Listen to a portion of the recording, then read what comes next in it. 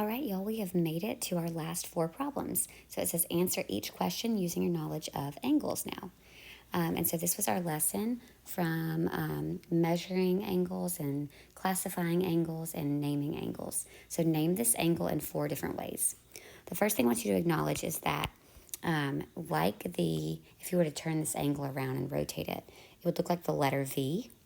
And the bottom of that V would be point E, which is going to be the vertex. So E is the vertex. I like to circle it. We can name it by its vertex, angle E. Make sure you use the angle symbol. Or you could name it by the number written in the angle if it's not a degree, which obviously that's not a 2-degree angle. And so that's angle 2. Another way to name it is to use 3 letters. And so why would you want to use 3 letters? Well, sometimes, like in point B, you have more than one angle coming out of point B. So sometimes you have to use 3 letters. So let's do an example of that when it's just a single one. You just trace it. DEF would work. E has to be in the middle. So angle DEF, where E is in the middle. And then the Uno reverse card of that is FED, where E is still in the middle. Okay? Then it says classify it as acute, right, obtuse, or straight. It's kind of hard to tell, but it looks a little bit less than a 90-degree angle. So we're guessing that's going to be acute, so somewhere more than 0, but a little bit less than 90. All right, so let's do that again.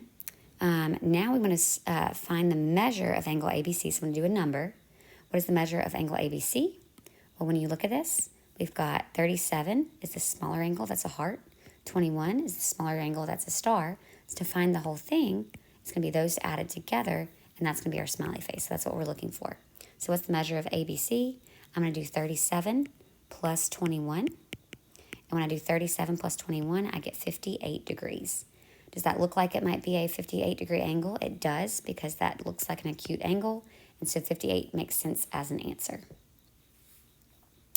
All right, so it says that RST in this next picture, the big amount, the smiley face amount, if I were to draw this in, so there's RST, starting at R, going to S, going to T, forms this angle right here. I'm going to call it the smiley face angle. Then we have our heart angle and our star angle. So they give you that the smiley face angle is 114. If that's 114 degrees, it wants to find the measure of RSV. Well, what are we given? What's already tattooed onto this diagram? The 72 is there for star.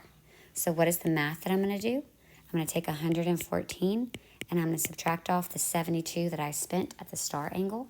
And so when I do that, that's going to give me the amount that is left for the heart angle, which is 42 degrees.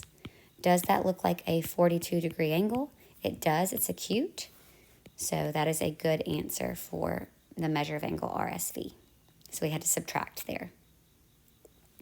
All right.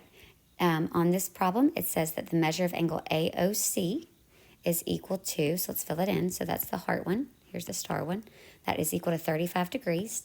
But it's already pre-marked that these angles are congruent. If those angles are congruent, that means that OC is the angle bisector.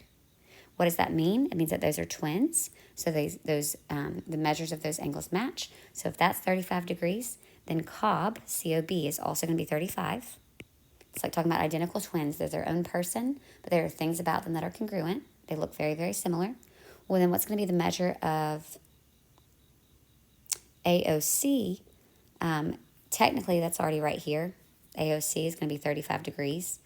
I think what I meant to ask is what is the measure of AOB? So add this, if you're watching this video, just add this part.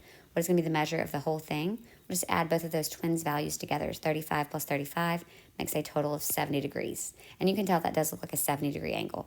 Okay, so that wasn't on there, correct? Sorry, my dog is jumping on the chair. That was not on there, but I added it so you could see it if there was a question like that. So it says, now that you've completed the study guide, please check your answers and make corrections in a separate color. You'll be turning this in when you take the quiz. Go watch the video posted with this key if you need any extra help or explanation on any problems. You are going to do great. Have a great day.